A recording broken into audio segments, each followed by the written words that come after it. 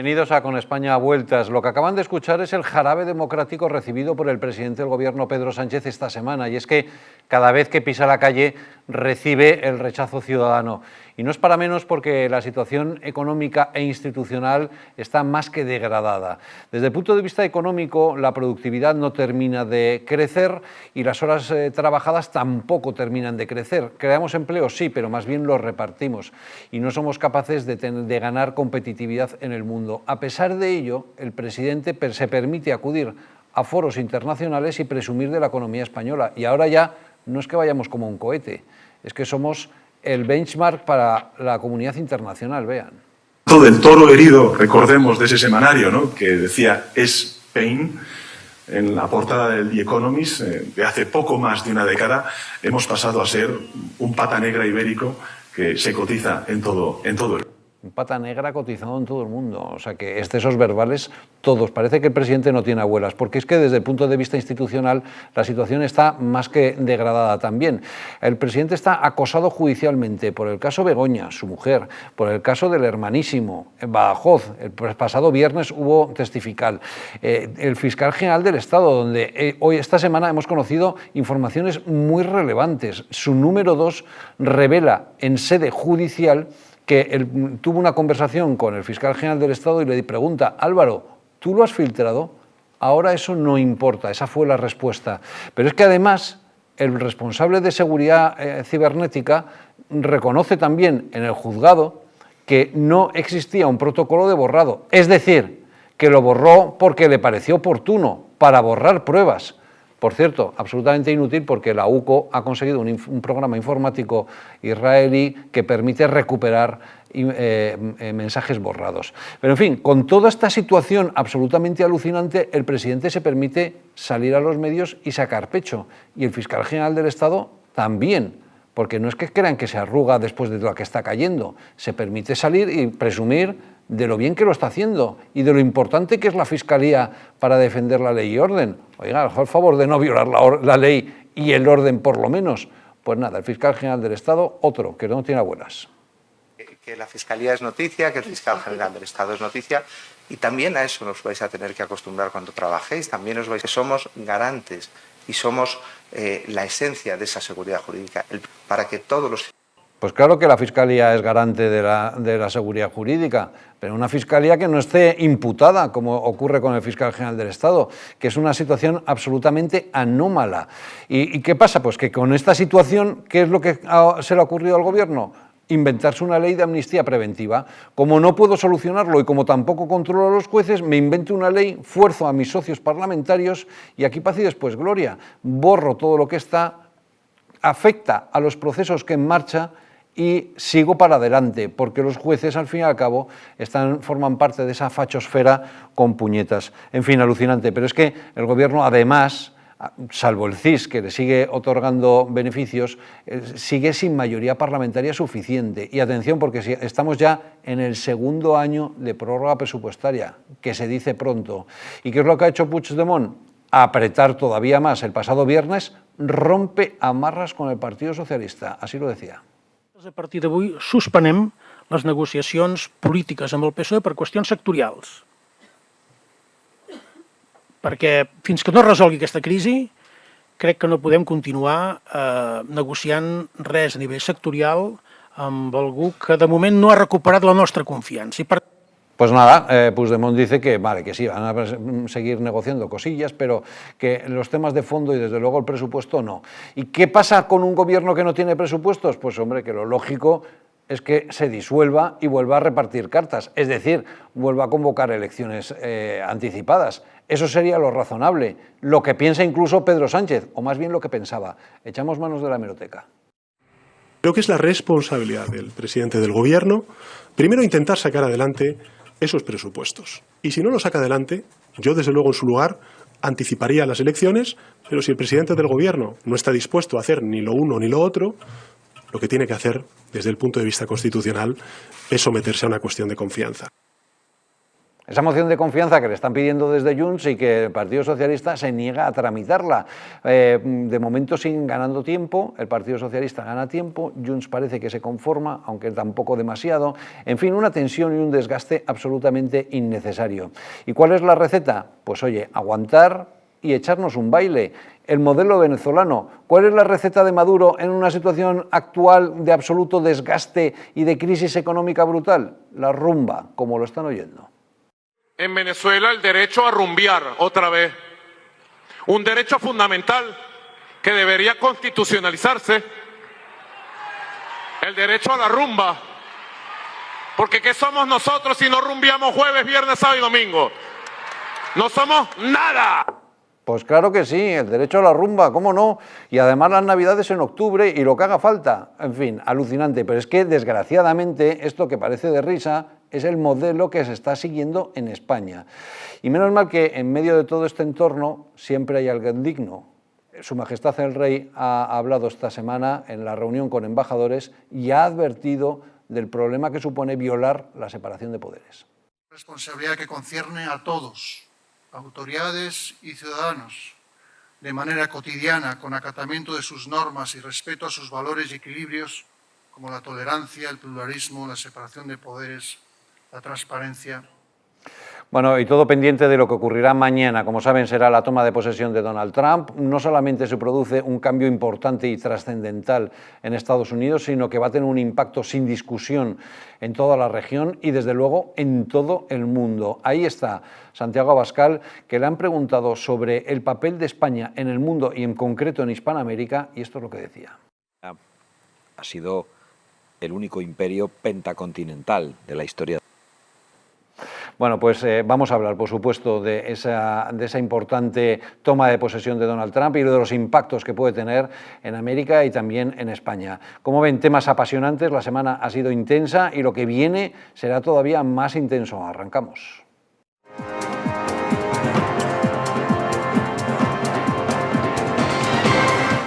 Bueno, pues para analizar todos estos temas nos acompañan Fernando Fanego. ¿Qué tal, Fernando? Muy buenas noches. Muy buenas noches, don Luis, un placer como Y siempre. también está con nosotros Miguel Rumayor, diputado del Partido Popular en la Asamblea de Madrid. ¿Qué Miguel, tal, gracias por acompañarnos. Luis, encantado de estar aquí con vosotros. Bueno, un comentario rápido sobre la situación política española. Da la situación como para elecciones anticipadas, pero desde luego el presidente parece atornillado, a pesar de que cada vez que sale a la calle, jarabe democrático. Es evidente que no lo va a hacer, ni tiene intenciones la más mínima de hacerlas, aunque no tenga la casualidad, la posibilidad de poder aprobar unos presupuestos que, como bien hemos visto antes en el titular, que él lo decía y de alguna forma lo defendía, ¿no? en otro momento político anterior, ¿no?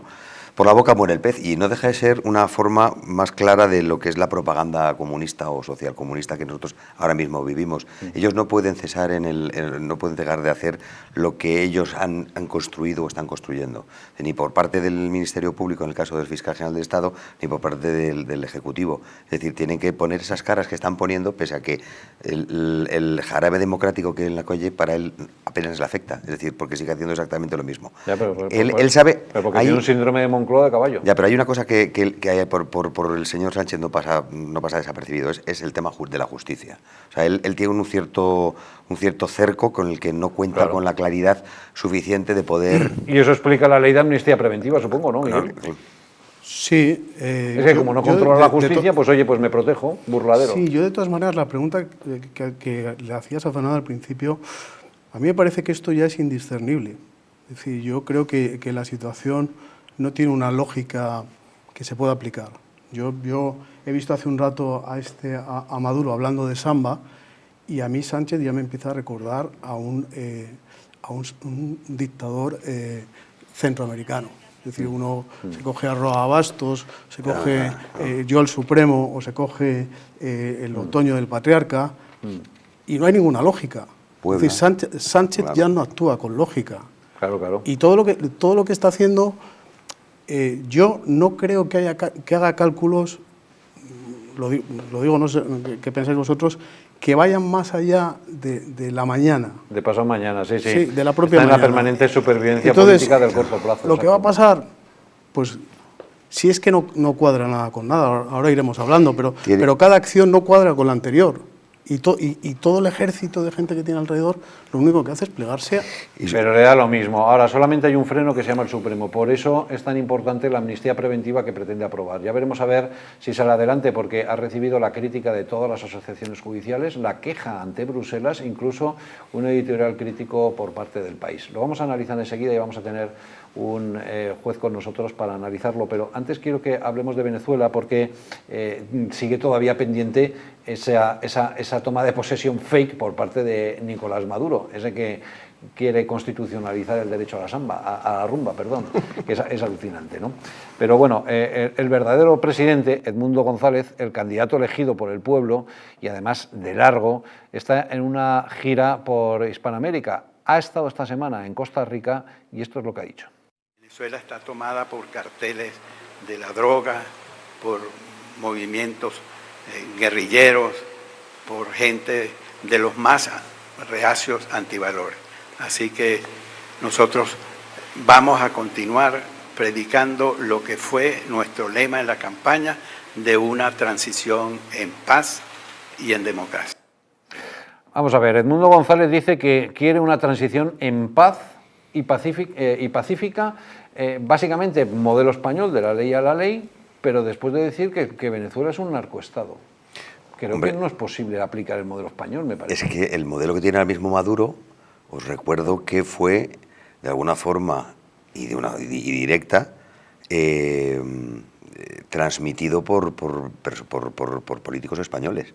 Es decir, os recuerdo que Jorge Bestringe fue asesor del Gorila Rojo y ha estado allí, digo, en defensa, en materia de defensa y demás. Es decir, los señores de Podemos han estado íntimamente y estrechamente unidos al movimiento, es decir, que lógicamente socialmente y políticamente ellos saben y tienen mucho y saben, porque yo no veo al señor Alcantamañanas de Podemos que antes tenía, que era profesor de la facultad.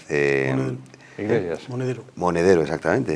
Es decir, que bailando, pues, sí, se le ha visto hace poco bailando rumba. Claro que estuvo bailando en la noche electoral y en la toma de posesión estaba desesperado por darle la mano. Pero que está en un plano muy de poco perfil bajo, digo, bajo. política, pues, sí. Evidentemente. Es decir, ¿cómo puedes quitar a un dictador, igual que está hablando y está el derecho a la rumba, como dice, pues lo mismo que aquí tendrá, pues saldrá Pedro Sánchez con otro derecho de jocoso, gracioso, es decir, y dar una sensación completamente distinta de supuesta normalidad. Pero no es así. Pero os planteo este asunto porque me parece que la transición en Venezuela, que se terminará por producir en algún momento, espero, no va a ser pacífica, va a ser muy complicada, porque el análisis que hace Edmundo González es real. Venezuela hoy es un narcoestado y por lo tanto deshacer ese camino es enormemente complejo y obviamente el narcotraficante no se va a dejar detener, como es lógico, ¿no?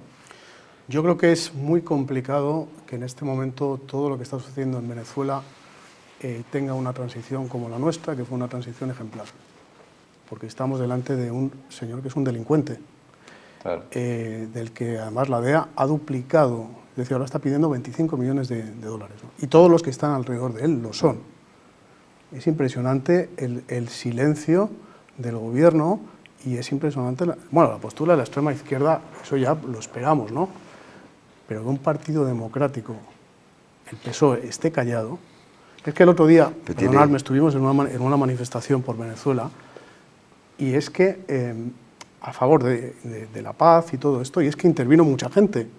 Vino hasta un señor del PNV, que, bueno, Ciudadanos, que yo sinceramente no sabía que todavía estaba actuando, y es que no se subió nadie del PSOE a hablar ahí.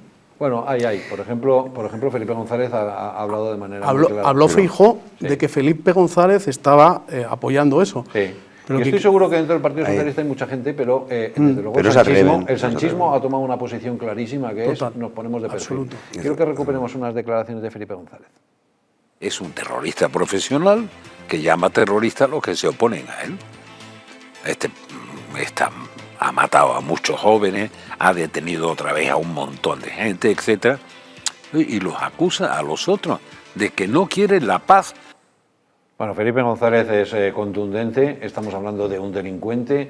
Edmundo González hablaba de Venezuela como de un narcoestado y, hombre, algunos se preguntan qué pasa con España, que se pone en un perfil bajo y que se coloca de perfil, pero es que la OEA tampoco ha tomado una posición y, claro, muchos se preguntan, oiga, ¿y los organismos internacionales para qué sirven? Esta era la queja del embajador de Uruguay en la OEA. Tienen urgencia en el mundo, ¿me explico? Los temas tienen urgencia en el mundo. Después no nos quejemos cuando en el planeta por allí digan que los organismos internacionales diletan o pierden el tiempo. Pero si miran esta sesión y advierten que en lo que en realidad no vamos a los temas de fondo. Bueno, pues esa reunión se produjo, pero resolución cero. Y el Consejo de Seguridad de Naciones Unidas, cero.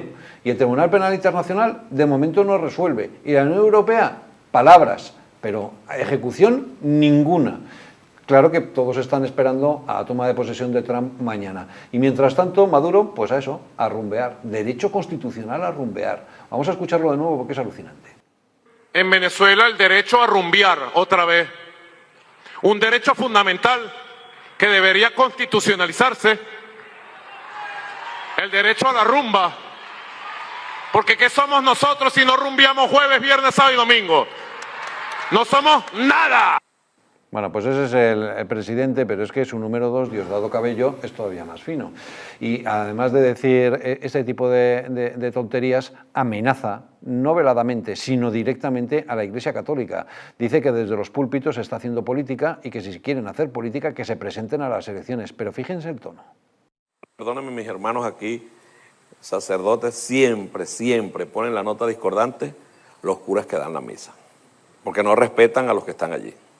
No, si dijo, yo le tengo anotado ahí, empezó muy malo yo, porque pasa que ellos creen que ellos dan una misa, y a la misa lo que van es puro escuálido. No, señor, usted está equivocado. Usted comienza a dar en la misa, María nunca tuvo miedo. ¿Cree que uno es pendejo, ah? ¿Ah? ¿Ah? ¡Qué inocencia, qué inocencia! ¡Qué inocencia! Y el pueblo tampoco tiene miedo. El pueblo tampoco tiene miedo.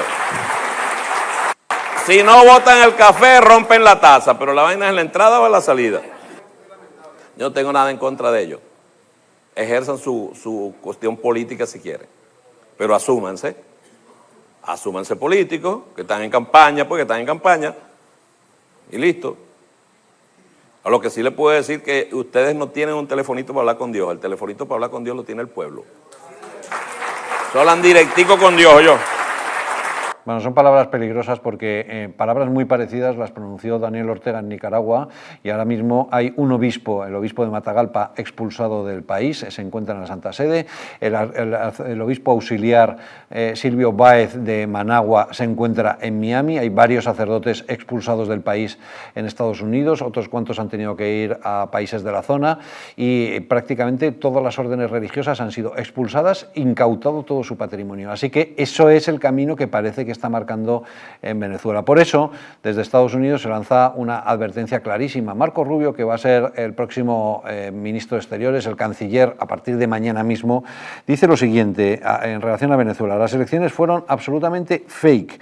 Empresas como Chevron están financiadas por el régimen, están financiando el régimen. Advertencia a la compañía. Irán está desarrollando fábricas de drones en Venezuela.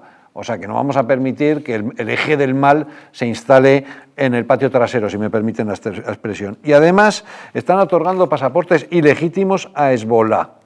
Esa es la advertencia de Marco Rubio y por lo tanto lo que está planteando es cuidado porque vamos a intervenir, sí o sí, vamos a democratizar Venezuela. Si alguien piensa que la administración Trump se va a dedicar a cohabitar con la dictadura venezolana, probablemente se está equivocando. Y atentos a la advertencia de la congresista María Elvira Salazar en relación a Chevron. Y también lanza el mensaje clarísimo, cuidado porque están dando oxígeno a la dictadura venezolana. Venezuela, Chevron no solamente está permitiendo la opresión, sino que se está beneficiando económicamente de ella, alimentando a una dictadura que se sostiene con el sufrimiento y la falta de libertad de un pueblo. Chevron le pagó $300 millones en impuestos al régimen de Maduro por la venta de petróleo el año pasado. nombre y apellidos. Los republicanos ponen nombre y apellido a las empresas que están colaborando con la dictadura. Chevron. ¿Y en España? ¿Qué pasa con Repsol? Que está en máximos históricos de negocio con Venezuela. Pues la verdad es que, a ver, Venezuela es un país rico, ¿no? Lo siguiente, en materia prima y, entre otras cosas, en crudo. Con lo cual, cualquier operario o operador que tenga tráfico, lógicamente, le va a interesar el mercado venezolano en función del precio. Claro, claro. Hasta ahora siempre ha habido varios como si dijéramos, fórmulas para nivelar el precio del crudo del barril. Por un lado, en la OLP, los países árabes, Oriente Medio y Venezuela, es decir, que son los países que son generadores de esa materia prima. Hombre, lógicamente el interés económico está muchas veces por encima expuriamente del interés social y político, es decir, no tiene ningún tipo de cortapisa. Sí, lo que pasa es que igual que Melilla tendrá que asumir alguna responsabilidad en algún momento las compañías hoteleras con la dictadura cubana, porque se están aprovechando de una situación. Pero Cuba es otro, yo creo que Cuba es otro perfil distinto en ese sentido. A ver, es como dijéramos, para ellos es el imperialismo europeo, ¿no? El que está allí, pero son los primeros beneficiados de ese tipo de negocio.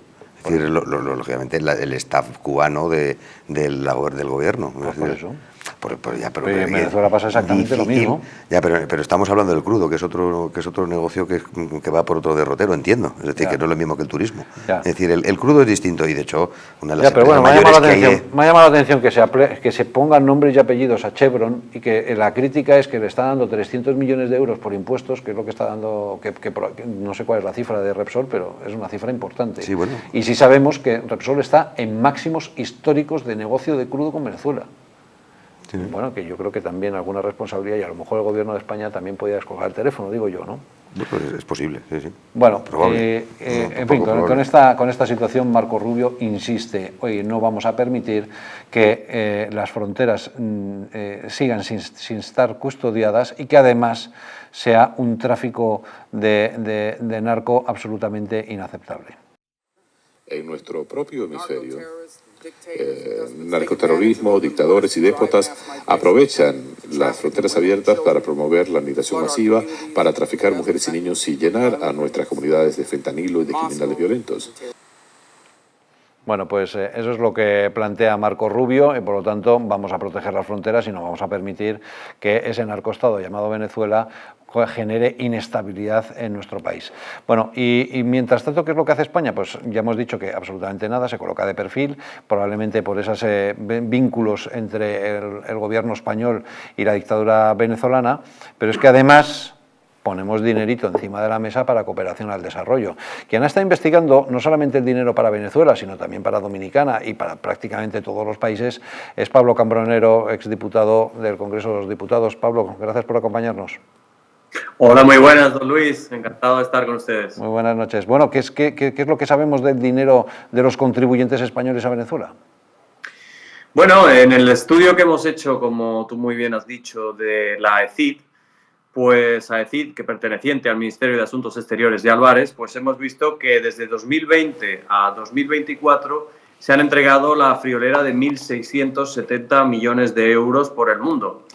Esta cifra tan elevada pues hace una distribución por países bastante curiosa y en organismos internacionales, ONGs, etcétera, etcétera. En el caso de Venezuela, nos han salido unas cifras, es cierto, que más bajas que en otros países, pero curiosas, como mínimo curiosas. Hablamos de que en torno a 4 o 5 millones de euros en 4 años han caído en Venezuela y las partidas son bastante curiosas, porque, por citarte alguna, aliviar el sufrimiento humano es una partida de 463.000 euros. No tenemos más información ni se publica más nada, no sabemos quién va a gestionar ese aliviado del sufrimiento humano, no tenemos idea. También van 750.000 euros al Alto Comisionado de Derechos Humanos en Venezuela, a un programa llamado Arauclima de AECID, que la verdad que distribuye cantidades insidiosas de dinero en cuanto al estudio del fenómeno meteorológico del Niño, es así como suena, y distribuye ese Arauclima, ese programa distribuye cantidades de dinero ingentes sin que sepamos muy bien a qué se dedica. Pues parece que está estudios meteorológicos, pero se da en Venezuela y en otros muchos países.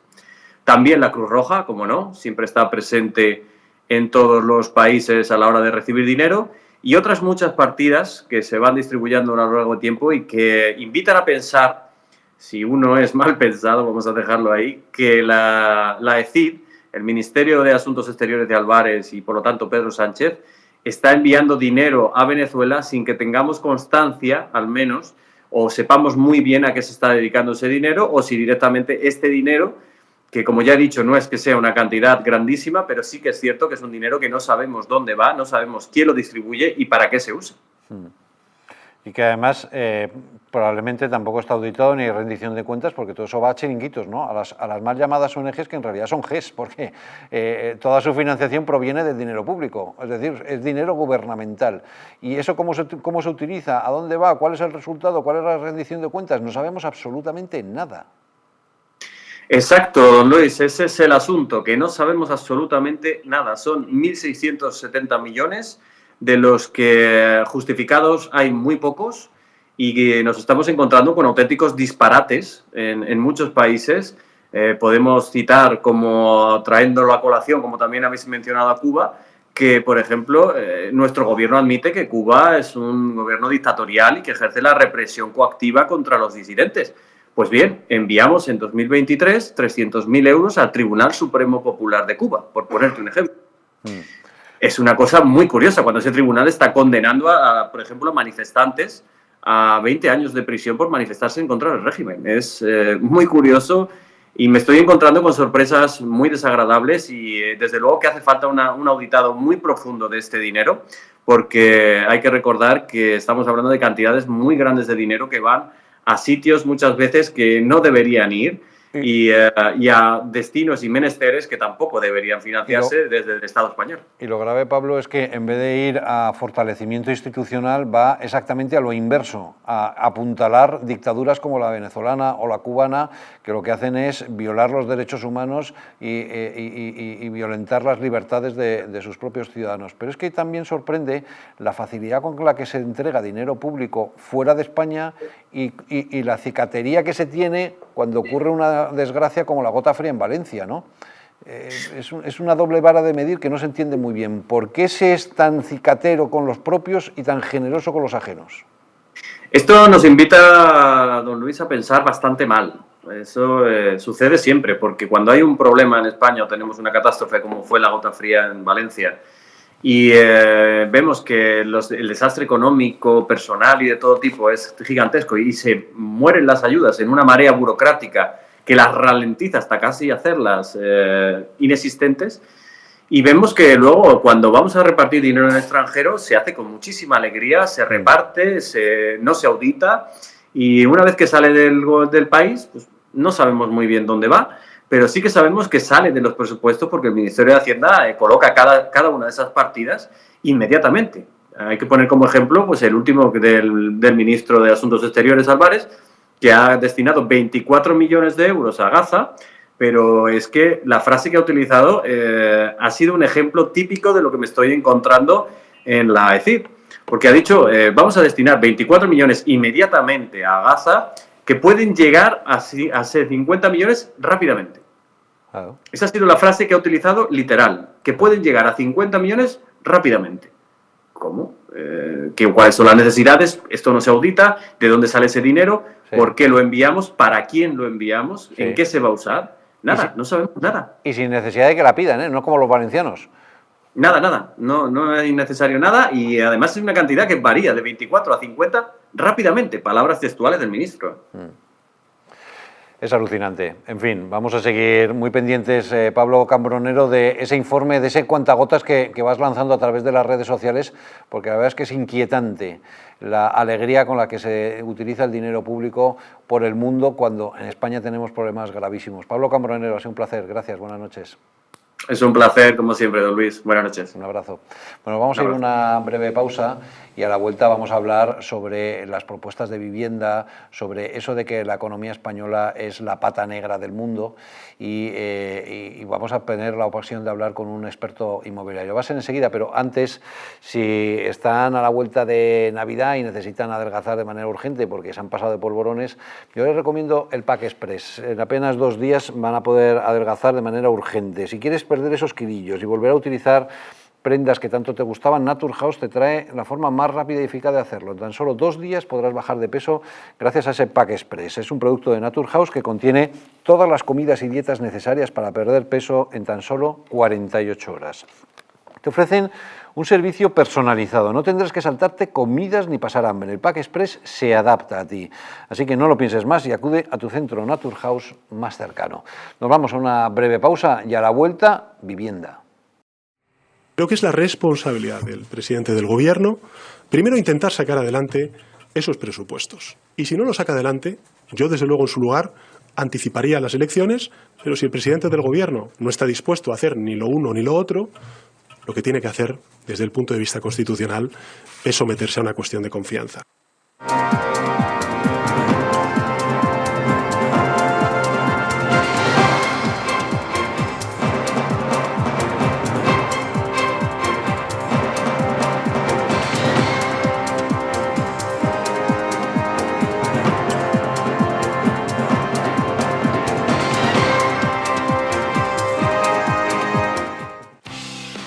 ¿Te gustaría perder esos kilitos de más?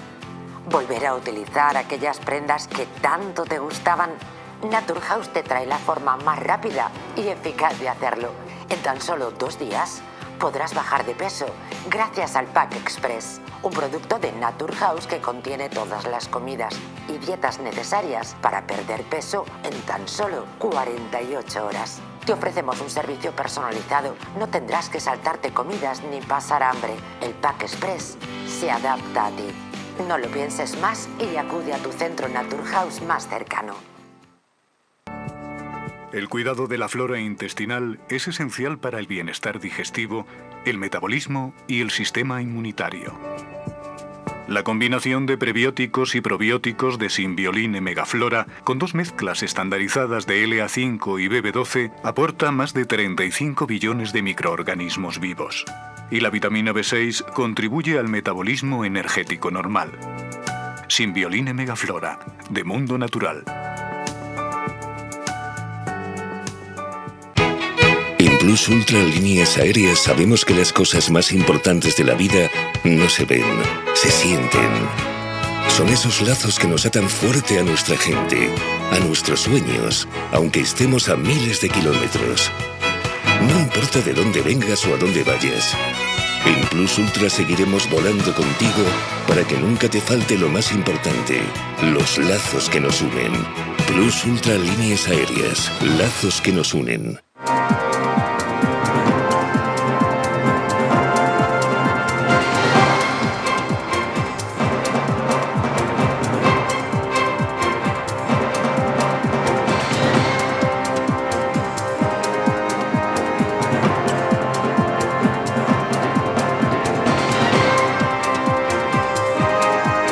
Responsabilidad que concierne a todos, autoridades y ciudadanos, de manera cotidiana, con acatamiento de sus normas y respeto a sus valores y equilibrios, como la tolerancia, el pluralismo, la separación de poderes, la transparencia.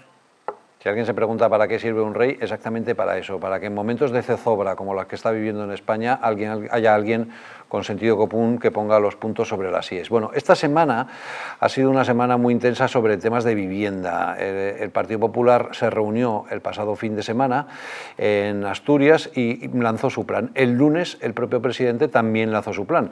Hemos resumido cuáles son las propuestas de unos y otros. El Partido Popular apunta a liberalizar suelo y rebajar el ITP para los jóvenes, y el Partido Socialista en controlar los precios y en exención del IRPF para rebajar para aquellos propietarios que rebajen la renta a sus inquilinos.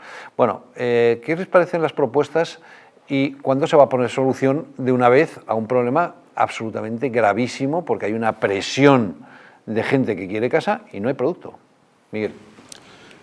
Hombre, aquí lo curioso es que llevamos 6 años con este gobierno y de repente un problema que es un problema grave, que lleva mucho tiempo, parece que con las recetas se va a resolver de un día para otro. Pedro Sánchez ha prometido, ¿cuántas viviendas ha prometido?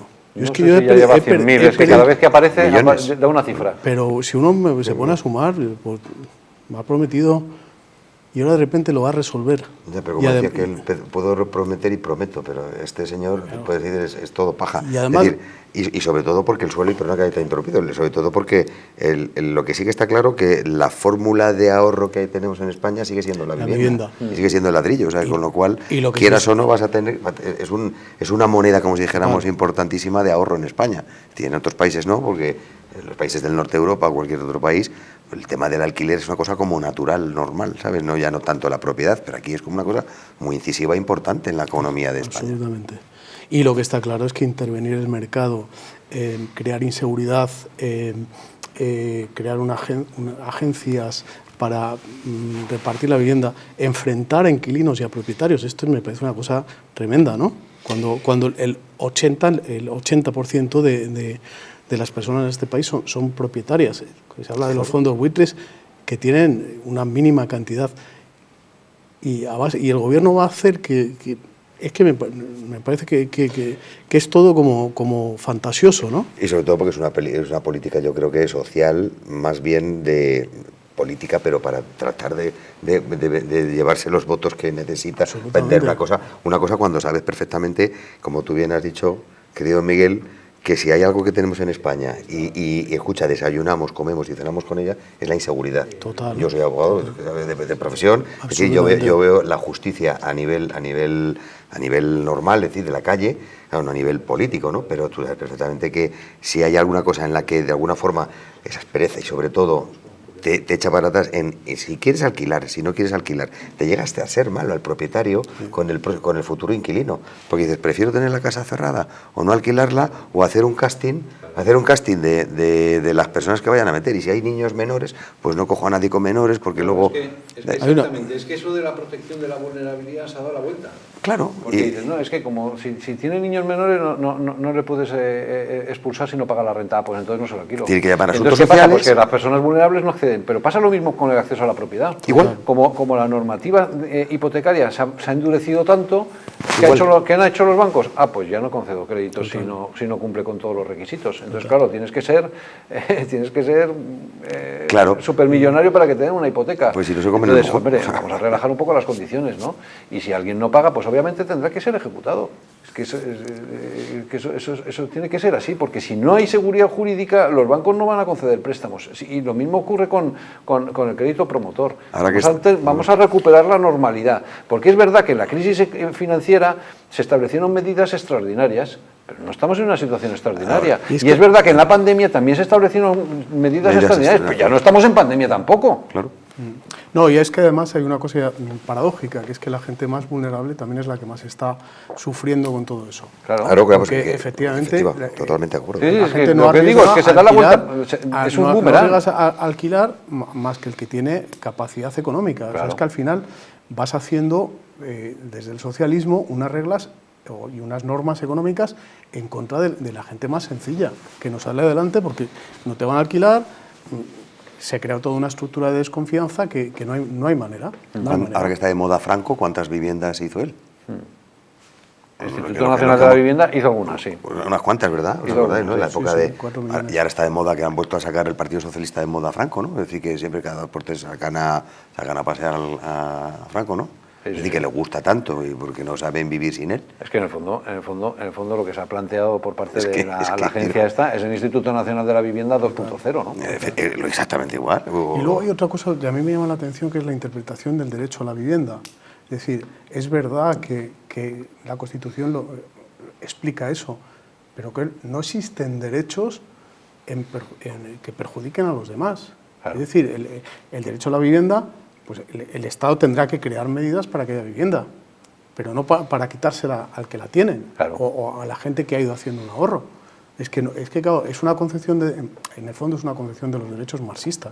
Claro, también. El derecho se convierte en el fondo un privilegio que yo recibo y que tengo que explotar. Mire usted. O sea, sin haber hecho nada, no. Claro, absolutamente. No, lo que quiere decir es que las administraciones públicas tienen que poner todos los medios necesarios, claro, para que haya una vivienda accesible. Y eso pasa básicamente por gestionar bien el suelo, y que es lo que nadie quiere hacer. Y que hay que proteger a un tipo de personas, estoy de acuerdo. Y que hay que ayudar a todo el mundo para que salga adelante, por supuesto. Pero no puedes estrangular los derechos de los demás. Y claro, el derecho a la propiedad es un derecho que es sobre el que gira casi todo lo que hacemos, ¿no? De las cosas que tenemos. Entonces, no puedes cargártelo. Ya, pero la propiedad es una de las cosas con las que el Partido Progresista, Partido Socialista o Comunista es íntima enemiga. Totalmente. Entonces, con lo cual, evidentemente... Y luego... De hecho, el propio presidente, cuando anunció sus medidas, parecía sugerir que a lo mejor se iba a expropiar, porque dice, claro, es que aquí si no hacemos nada va a haber dos sociedades.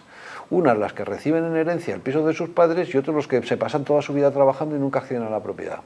Entonces, ¿qué es lo que hay que hacer? ¿Expropiar? No, mire, te digo una solución. Mejora la posición de poder optar a un puesto de trabajo digno y económicamente dotar a las personas para que puedan financiar o hacer cualquier tipo de financiación pública, privada, para poder acceder a una propiedad. Claro. Bueno, pero escucha, entonces fomenta eso. Libera suelo. De esa manera metes más oferta en el mercado, bajan los precios, facilita la financiación y entonces accederá muchísima gente a la propiedad. Sí, esa concepción fácil, ¿no? de la economía de suma cero. Tú tienes, porque tienes, me estás quitando a mí. Claro, siempre suma cero. Es que no hay que repartir la tarta, una tarta más grande. Claro. Y sobre todo que crece la tarta. Claro. Es decir, que no, tú lo has dicho con el tema del suelo, es que es suelo de sobra. Claro. Entonces dices, oye, ¿por qué yo tengo y me has quitado? No, es que la economía se expande, no es suma cero. Claro, es que eso es la idea marxista de una cosa material, esto es tuyo, si lo tienes tú es que no lo tengo yo. No, perdón, es que podemos tener... Claro. Es decir, todos, ¿no? Ya sabemos que el reparto de la riqueza, el tema socialista, eso no le va. ¿Sabes lo que digo? Es decir, que lo va de otra forma, lo reparte de otra forma distinta. Hay dos decisiones que ha tomado el Partido Socialista, propuestas que ha tomado el Partido Socialista que me han llamado la atención. La primera es que la vivienda pública que se haga a partir de ahora permanecerá en manos públicas. Es decir, no va a haber VPO que se entregue al ciudadano. ¿Qué os parece? Bueno, si realmente lo cumplen, pues de verdad que vendrá muy bien para las personas que sean realmente vulnerables y tengan posibilidad de poder acceder a una vivienda. Como dice la Constitución, digna. Es que hay una cosa que es importante que señala, que es una vivienda digna. Chabolos ya no, chabolos ya no. Pero en este caso, si realmente se hace y existe, y es verdad que tenemos en nuestra sociedad... Pero lo que dice es que retiene la propiedad por parte del Estado y de manera que a mí me parece una buena decisión porque así entregará a quien sea vulnerable, que necesariamente será vulnerable de manera temporal, porque no será eternamente vulnerable, él y sus hijos. Claro. Que es lo que ocurre cuando se entrega una VPO. Una VPO que es una subvención. ¿Para quién? Para una persona que es vulnerable y para sus hijos y para sus nietos. Oiga, eso no tiene sentido. Pues lo que hay que hacer es ayudar al vulnerable para que deje de serlo. Claro, no para que tenga... Pero eso es contrario a la política socialista. Porque lo que necesitan son más pobres. Pero bueno, que eso es lo que ha planteado el presidente y que creo que es una buena decisión. Bueno, tenemos con nosotros a Julián Salcedo, el expresidente del Foro de Economistas Inmobiliarios. Señor Salcedo, gracias por acompañarnos. Buenas noches. Muy buenas noches, Luis. Bueno, en este carrusel de propuestas sobre vivienda, ¿qué le han parecido? Bueno, pues a mí me suena a más intervención, a más regulación, no lo digo yo, lo dijo literalmente el presidente, y yo creo que hemos tenido oportunidad de comprobar, desde luego desde la aprobación de la Ley de Vivienda en mayo del 23, que la intervención y la excesiva regulación no funcionan, pero no es que no funcionen en España, es que no han funcionado en ningún lugar del mundo donde se han implantado, ni en Alemania, ni en Francia, ni en tantos y tantos países, ¿no? Por tanto, es más de lo mismo. Yo creo además que algunas de las medidas o de las propuestas que ha enunciado, pues lo que hacen es, echar fuera a los inversores, ¿no? O sea, medidas como, por ejemplo, que no van a poder comprar o van a tener un gravamen fiscal adicional del 100% aquellos extranjeros no residentes, no extracomunitarios, que quieran comprar una vivienda, pues evidentemente es una carga fiscal tan extrema que evidentemente nadie comprará, o el tema de las SOCIMIs o tantos y tantos otros, ¿no? Entonces, muchos inversores ya se han planteado, habían planteado frenar, ralentizar sus inversiones en España. Esta nueva batería de propuestas les anima a marcharse. Hay, por ejemplo, ya sé que no es vivienda, pero bueno, complementa las necesidades de vivienda, por ejemplo, las residencias de estudiantes, donde tenemos una provisión de viviendas del 9,5%, cuando en Europa la tienen en el 18%, tenemos 115.000 camas y se necesitarían 580.000, repito, residencias de estudiantes, pero si no hay camas en las residencias, los estudiantes tienen que irse a alquilar pisos o al menos alquilar habitaciones, ¿no? pues ya hay un anuncio de un fondo canadiense, Brookfield en concreto, que ha anunciado que vende y no tiene ni más ni menos que 10.000 camas, ¿verdad? De esas 115.000, prácticamente el 10%. Y como esto, que hago alusión a la residencia de estudiantes, que repito, sería un complemento, pues se terminarán yendo, pues, Airbnb, etcétera, ¿no? ¿No queremos que estén aquí? Pues bueno, pero lo que necesitamos es inversión precisamente para poder desarrollar más viviendas, porque la clave está en la insuficiencia de oferta. Esa inversión es necesaria, pero probablemente hace falta, lo más importante que hace falta es seguridad jurídica, una regulación que lo ponga fácil, y es que ahora mismo parece que todos son palos en las ruedas. Ahora, hay una decisión del partido, de lo que ha anunciado el presidente, que me ha llamado la atención, y es una reducción, una bonificación del 100% en el IRPF para aquellos propietarios que rebajen un 5% la renta a sus inquilinos. Eso creo que va en buena dirección, porque al inquilino le permite respirar un poco, al propietario estará incentivado y probablemente aflorará mucho alquiler oculto. Bueno, pues es una trampa, en realidad, porque primero, no es del 100, yo me refiero a la nota de prensa que ha publicado, no lo que dijo el presidente, ya sé que el presidente dijo del 100%, pero la nota de prensa que se publica después de su intervención dice hasta el 100%. Primero. Segundo, está condicionada, no a que bajen los precios y a que pongan alquiler asequible. Lo que dice literalmente es que apliquen los índices de referencia de precios, ¿verdad? Ya sabemos que solo hay dos índices, los de la Comunidad Autónoma de Cataluña, que tiene aprobado zonas tensionadas y, por tanto, índices propios, y luego los índices de referencia que tiene el Ministerio de Vivienda y Agenda Urbana y que los publica en su página web. Bueno, cualquiera que tenga el gusto de, digamos, ver esos índices de referencia en Cataluña o del Ministerio de Vivienda, verá que estos índices establecen precios de referencia entre un 30 y hasta un 40%, depende de las zonas, por debajo del precio de mercado. Entonces, claro, si al final, para poder adquirir hasta un 100% de desgravación en el rendimiento neto de actividades inmobiliarias, tengo que ceder entre un 30 y un 40% el precio del alquiler para aplicar el índice de referencia, pues yo, que he hecho los cálculos, y otros muchos economistas, os podemos decir que uno sale comido por servido, porque hay que tener en cuenta que ahora mismo hay ya una reducción del rendimiento neto que podría llegar hasta el 90% en determinadas condiciones y en el peor de los casos de un 30%. En definitiva, pues a ver en qué tramo fijan ese hasta el 100%, pero claro, si bajo un 30 o un 40% el precio del alquiler para fijarlo a índices de referencia, pues es que voy a salir comido por servido, quiero decir, con los números hechos. Ya. Bueno, una cosa más, señor Salcedo, sobre las propuestas del Partido Popular, liberalizar suelo y rebajar el ITP para los jóvenes, por cierto, que consideran joven hasta los 40 años. ¿Qué le han parecido las propuestas de Asturias? Pues tengo que decir, lamentablemente, que me han parecido más de lo mismo. No es que me parezcan mal, pero son lo mismo que ya veníamos conociendo. Poner más suelo en el mercado, hacer más subvenciones, hacer ayudas a la compra de la vivienda hasta han subido de 35 a 40 años, y la única medida, por decirlo de alguna manera novedosa, es esta bajada desde el 10 en algunas comunidades autónomas o el 6 en otras, como es el caso de la Comunidad de Madrid, al 4% en el ITP. Pero para el que no esté muy familiarizado con el impuesto de transmisiones patrimoniales, hay que decir que solamente opera en el caso de compraventas de segunda mano. Por tanto, esto para la vivienda nueva no tiene ningún impacto, solo para la vivienda de segunda mano, y volvemos a lo mismo, ¿no?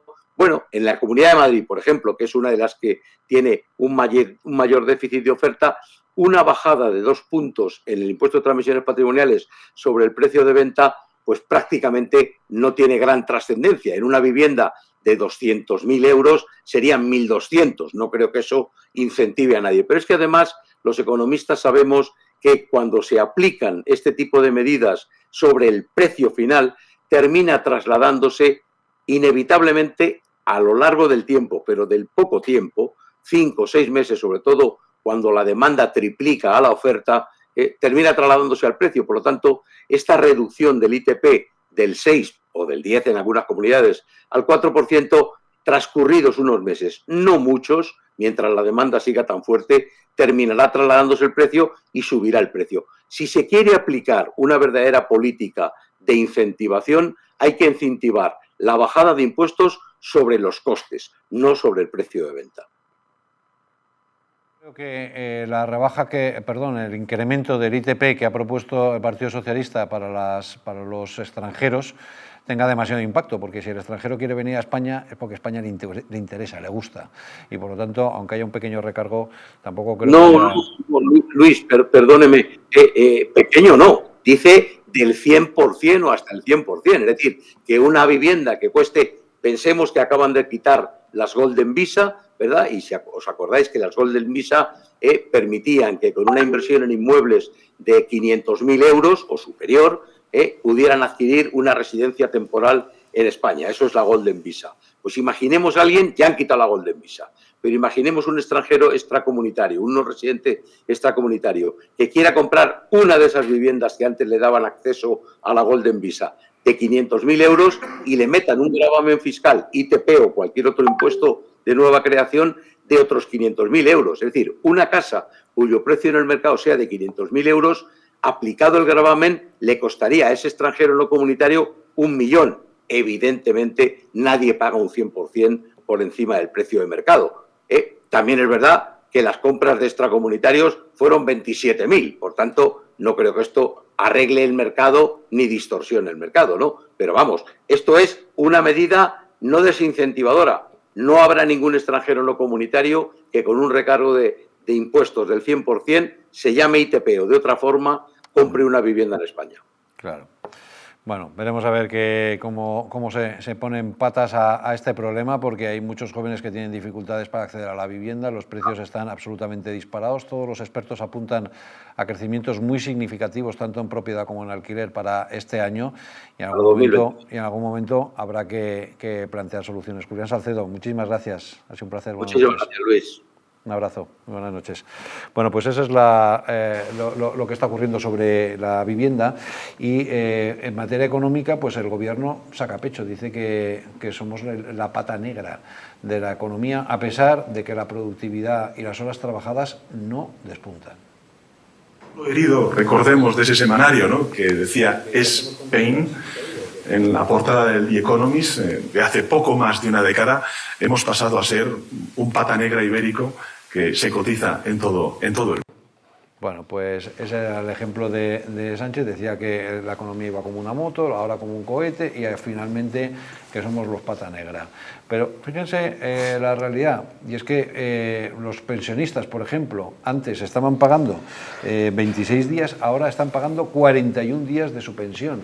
Esa es una información relevante que publicaba El Debate el otro día. Es decir, que sí, ¿están subiendo las pensiones? Sí, pero en realidad están subiendo la fiscalía. Pasa exactamente lo mismo que con el salario mínimo interprofesional. Sube, sí, pero el hachazo que les meten es espectacular. Sí, totalmente. Y además hay una cosa que llama mucho la atención, que todo esto que cuenta el presidente siempre, que vamos como un cohete, porque va cambiando, ¿no? Una moto, un cohete, yo no sé qué es lo siguiente, da la sensación que es la nave esa que se ha roto por ahí en pedazos, donde estamos, porque es lo que piensa la gente de la calle. Claro, claro. La encuesta que ha salido del CIS hace hoy el pasado viernes. Decían que el Partido Socialista seguía fenomenal. Bueno, es el CIS. Y que la percepción que tiene la gente de la economía no tiene nada que ver con lo que dice este señor. Es que es absolutamente diferente. Entonces, ¿cómo es posible que un país de economía pujante y de que todo es maravilloso, la gente esté hasta el gorro? Claro. Está hasta el gorro. Y además el Gobierno sigue sin presupuestos. Recordamos, seguimos segundo año con prórroga presupuestaria. El Gobierno tenía obligación institucional de presentar presupuestos, la incumplió en octubre, la incumplió en noviembre, la incumplió en diciembre, sigue incumpliéndola ahora en enero, y parece difícil que vaya a conseguir un acuerdo con Junts, porque Puigdemont parece que ha roto amarras. ¿Y qué es lo que pasa con un Gobierno que no tiene presupuestos? Pues el propio Sánchez reconoce, lo que hay que hacer es convocar elecciones. Creo que es la responsabilidad del presidente del Gobierno, primero intentar sacar adelante esos presupuestos. Y si no lo saca adelante, yo desde luego en su lugar anticiparía las elecciones, pero si el presidente del Gobierno no está dispuesto a hacer ni lo uno ni lo otro, lo que tiene que hacer desde el punto de vista constitucional es someterse a una cuestión de confianza. Convocar elecciones o moción de confianza. Bueno, pues ni lo uno ni lo otro. Lo otro, por cierto, es lo que le estaban pidiendo desde Junts y el gobierno se ha negado, ha estado dando patadas hacia adelante, ganando tiempo y Puigdemont se ha cansado. Dice que ya rompe, suspende relaciones con el Partido Socialista. Suspenem les negociacions polítiques amb el PSOE per qüestions sectorials. Perquè fins que no es resolgui aquesta crisi, crec que no podem continuar negociant res a nivell sectorial amb algú que de moment no ha recuperat la nostra confiança. Eso es lo que ocurre en España en materia económica y en materia institucional, pues tenemos a un gobierno absolutamente acosado por casos de corrupción y que ahora se ha sacado un conejo de la chistera que consiste en una amnistía preventiva. Tenemos con nosotros a Jesús Villegas, es magistrado y presidente de la Plataforma Cívica por la Independencia y la Justicia. Señor Villegas, gracias por acompañarnos. Buenas noches. Un placer, buenas noches. Bueno, esa propuesta del Partido Socialista que han venido a llamar como Ley Begoña, pero que probablemente se debería llamar Ley Sánchez, o más bien Ley de Pretensión de Amnistía Preventiva, ha recibido la crítica de todas las asociaciones judiciales. ¿Cuál es su comentario jurídico? Bueno, yo creo que esta ley no va absolutamente a ninguna parte. En primer lugar, porque no tiene apoyos parlamentarios. Pero entrando ya en una materia estrictamente jurídica, viola el artículo 125 de la Constitución española, que reconoce la acción popular. Esta ley vacía de contenido la acción popular, la deja como una cáscara vacía, permanece el nombre pero sin ninguna sustancia. Y yo, aunque son muchos los aspectos que habría que resaltar, voy a centrarme en algo que creo que será fácilmente comprensible para el público de este programa. Nosotros sabemos que cuando el Ministerio Fiscal, durante la instrucción, pues no pide diligencias, no tiene una conducta lo suficientemente activa o incluso a veces defiende al propio investigado, a la persona a la cual se le están imputando unos determinados delitos, pues el acusador popular puede impulsar esa investigación. ¿Qué ocurre? Que con esta ley, si sale adelante, el acusador popular no puede pedir actos de investigación ni tampoco puede consultar el expediente judicial. Entonces yo pregunto, ¿para qué sirve? Para nada. Se convierte tan solo en un elemento decorativo. Esto obviamente va en contra de nuestra Constitución, por lo cual esto no va a ir a ninguna parte. Y luego además, señor Villegas, el hecho de que no solamente viola la Constitución presuntamente, sino que se aplique de manera retroactiva, es decir, a los casos vigentes hoy, eso ya no es una amnistía preventiva descarada. Bueno, mire, eso nos sitúa en el ámbito de los privilegios, de lo que se denomina una ley personal. Las leyes tienen que estar concebidas para el bien común y, por lo tanto, aplicarse a todos los ciudadanos. Cuando una ley tiene nombres y apellidos, cuando una ley está teledirigida, cuando una ley tiene unos destinatarios claros, entonces ya no es una norma general, es un privilegio, es un instrumento ad hoc para favorecer a determinadas personas. Esto ya pues crea un escándalo jurídico y produce una inquietud entre cualquier persona que tenga un mínimo conocimiento del derecho. Pero le digo, la estructura jurídica, la técnica legislativa es tan burda que esta ley es prácticamente imposible que pueda pasar el control del Tribunal Constitucional o cualquier examen jurídico medianamente serio. Lo que pasa es que, señor Villegas, si me permite, eso exactamente pensábamos muchos de la ley de amnistía y fíjese dónde estamos. Bueno, mire, pues la ley de amnistía está recibiendo una fuerte contestación. La ley de amnistía puede ser censurada desde Europa y el Tribunal Constitucional todavía no se ha pronunciado sobre la ley de amnistía. De todas formas, está muy bien el paralelismo que traza usted entre ambas normas, porque son normas que nacen al calor de la coyuntura política, que tienen unas razones de fondo que son evidentemente circunstanciales y que obedecen a intereses particulares. Y yo, de verdad, quiero que seamos optimistas. Todavía dentro del Estado español funcionan los controles jurídicos y funcionan las garantías de los tribunales y las garantías institucionales. De verdad, yo estoy plenamente convencido de que no va a salir adelante ni la ley de amnistía ni esta ley. Hay que poner coto a esta forma de legislar que olvida el bien común y se convierte en un instrumento de determinados intereses que son muy claros para todos. Una última cosa, señor Villegas. ¿Tiene la sensación de que para el gobierno ustedes los jueces son una china en el zapato y que un día sí y otro también les está criticando para mermar su imagen pública ante la sociedad española, permanentemente hablando de lawfare, de activismo judicial, criticando a determinados jueces e incluso convirtiéndose en jueces diciendo que no hay nada, que eso se va a archivar, etcétera, etcétera? ¿No cree que hay una violación permanente del Ejecutivo a la independencia judicial? Muy buena pregunta. Evidentemente, estamos en un país en el que hay libertad de expresión y se puede criticar a los jueces como se puede criticar a cualquier otro ciudadano. Así es y así debe ser. Pero, como ha señalado la jurisprudencia de los organismos internacionales, cuando las críticas a los jueces se dirigen desde el poder político en unas condiciones en las cuales pueden tener un contenido intimidatorio, entonces se está violando la separación de poderes. Las críticas que está llevando a cabo el poder político contra el poder judicial no son la legítima expresión de un derecho constitucional. Son un intento de presión y hasta de intimidación, porque contienen una amenaza oculta. Y eso es muy grave. Pero le voy a decir una cosa. Los jueces estamos acostumbrados a hacer nuestro trabajo y nos rebota. Sencillamente, somos impermeables a esas burdas pretensiones de manipulación. Seguimos trabajando y seguiremos trabajando. Pues ojalá, la verdad es que nos deja mucho más tranquilos porque lo que necesitamos es Estado de Derecho y seguridad jurídica y sin eso realmente no hay nada. Señor Villegas, ha sido un placer. Gracias, buenas noches. Un placer, muy amable. Hasta la próxima. Bueno, pues nos vamos a ir a una breve pausa. A la vuelta vamos a seguir hablando de esa amnistía preventiva porque lo que pretende el Gobierno es realmente un autogolpe de Estado, si me permiten la expresión. Pero antes, si están en Madrid, yo les recomiendo que vayan al restaurante Montes de Galicia, que lo van a disfrutar increíblemente. Ahí están viendo algunas imágenes de esos platos que pueden degustar. Está en el corazón de Madrid.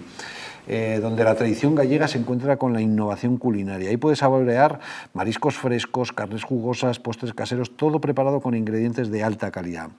Disfruta de una experiencia gastronómica única en un ambiente acogedor y elegante. Ya sabes, Montes de Galicia, donde cada comida es una celebración. Montes de Galicia, en la calle Azcona 46, en Madrid.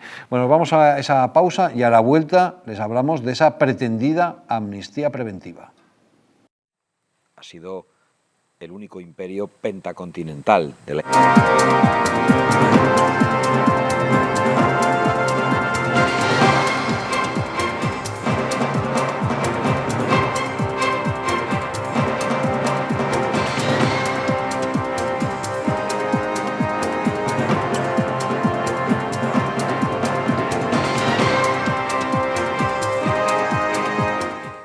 ¿Te molestan las manos al realizar las tareas diarias? Frente al dolor, utiliza los guantes de Relax Quantum Nanotech. Innovación revolucionaria en la lucha contra el dolor y la rigidez. Con sesiones de 20 minutos, los guantes aportan masaje, vibración y también calor, proporcionando alivio medio del tormento. Puedes adquirirlos con unos consumibles impregnados de sustancias naturales antiinflamatorias que, si se ponen durante la sesión, pueden aumentar el beneficio del guante. Olvida los engorrosos baños de agua caliente y las cremas antiinflamatorias. Libérate con los guantes de Relax Quantum Nanotech. ¿Una noche larga de fiesta con los amigos? Has terminado cansado y con una copa de más. Ahora en exclusiva en Naturhaus, Staff Detox. El remedio que acaba con esas resacas eternas del día siguiente. Acércate a tu tienda más cercana o visita naturhaus.es. Hotel Las Dunas, un lugar mágico en el corazón de la Costa del Sol. En primera línea de mar, situado en un oasis de armonía, tranquilidad, enfocado en la salud y bienestar de nuestros huéspedes. Desconecta del estrés y la monotonía del día a día. Estancias con programas exclusivos y personalizados de salud, rejuvenecimiento y control del peso. Elegancia y bienestar junto al mar, sin renunciar a la actividad y la vida saludable. Descubre Las Dunas Hotel Health and Spa, el más exclusivo de toda la Costa del Sol.